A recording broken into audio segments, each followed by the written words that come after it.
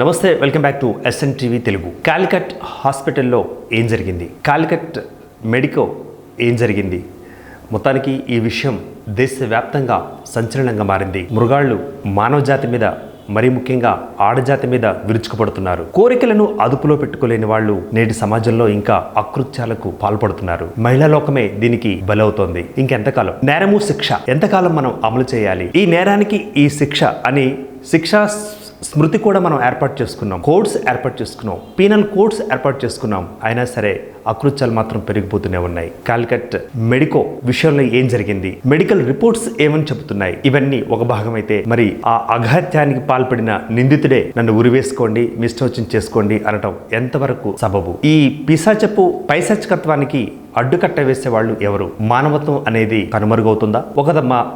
ఒక మమతా రాష్ట్రంలోనే జరిగిన ఈ యొక్క అంశాన్ని మనం హైలైట్ చేయట్లేదు, ఇతర రాష్ట్రాల్లో కూడా బోల్డని జరుగుతున్నాయి. ఈ జరుగుతున్న అకృత్యాలన్నిటికీ మార్పు ఎవరు తీసుకురావాలి?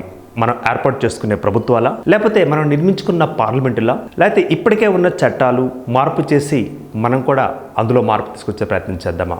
మార్పు ఎవరి నుంచి రావాలి, ఎక్కడి నుంచి రావాలి అని ఆలోచించాల్సిన అవసరం ఏర్పడింది. మహిళా లోకానికి కళంకితులుగా మారుతున్న నిందితులు ఇటువంటి అకృత్యాలకు గురి చేస్తూ వారి ప్రాణాలు తీసుకుంటున్నారు. ఇది ఇంకెంతకాలం పాటు మనం సహించాల్సిన ఉంది, ఇంకెంతకాలం పాటు మనం దీన్ని సహిద్దాం.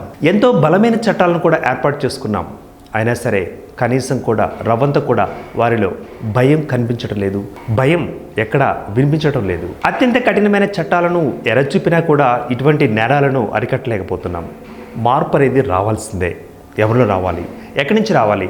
అక్కడెక్కడో కాలికట్లో జరిగిన ఇన్సిడెంట్ మన రాష్ట్రంలో జరిగితే, మన ఇంటి పక్కనే జరిగితే, మన ఇంట్లోనే జరిగితే ఎలా మనం దాన్ని రియాక్ట్ అవుతాం అన్న విషయాన్ని అందరూ తీసుకోవాల్సిన అవసరం ఏర్పడింది. మన ఆడబిడ్డకి ఏర్పడిందా, మన పక్కింటి ఆడబిడ్డకి ఏర్పడిందా, మన జిల్లా, మన మండలం, మన రాష్ట్రం సంబంధించిన బిడ్డలకు ఏర్పడుతుందా అన్న అంశాన్ని మనదిగా తీసుకున్నట్లయితే, ఆ సమస్యను మనదిగా తీసుకున్నట్లయితే ఒక మార్పు వచ్చే అవకాశం ఉంటుందన్న మాట నేను చెప్పవచ్చేది. కాబట్టి మహిళా లోకాలు మేలుకోండి. మీరు పనిచేస్తున్న కార్యాలయాలు కానీ, మీరు పనిచేస్తున్న ఆసుపత్రులు కానీ, మీరు పనిచేస్తున్న అంతరిక్ష పరిశోధనా సంస్థలు కానీ, ఎక్కడైనా సరే మీకు భద్రత ఎంతవరకు ఉంది అన్న దాని మీద కూడా దృష్టి పెట్టండి. మరి మగాళ్ళు మృగాళ్ళుగా రెచ్చిపోతున్న ఈ రోజుల్లో ఆడవాళ్ళు జాగ్రత్తలు తీసుకోవాల్సిన అవసరం పడింది. ఇటు తెలంగాణ రాష్ట్రంలో కూడా మనం షీ టీమ్స్ అంటూ ఏర్పాటు చేసుకున్నాం. గతంలో నేరాల సంఖ్య ఎంతో కొంత తగ్గింది. షీ టీమ్స్ ఏ విధంగా పనిచేస్తుంది అన్నది కూడా అందరికీ తెలియపరుచుకున్నాం. బాగానే ఉంది. 100 డైల్ అనుకున్నాం, 108 నంబర్స్ అనుకున్నాం, రకరకాల నంబర్లు అనుకున్నాం, హెల్పింగ్ నంబర్లు కూడా పెట్టుకున్నాం. అయినా సరే అకృత్యాలు పెరిగిపోతున్నాయి. అక్కడెక్కడో జరిగిన సంఘటన మన రాష్ట్రంలోనే, మన ఇంట్లోనే, మన పక్కింట్లోనే జరిగినట్లుగా మనం ఎందుకు తీసుకోలేకపోతున్నాం? మన ఆడబిడ్డల్ని మనం జాగ్రత్తగా ఎందుకని ఉంచుకోలేకపోతున్నాం?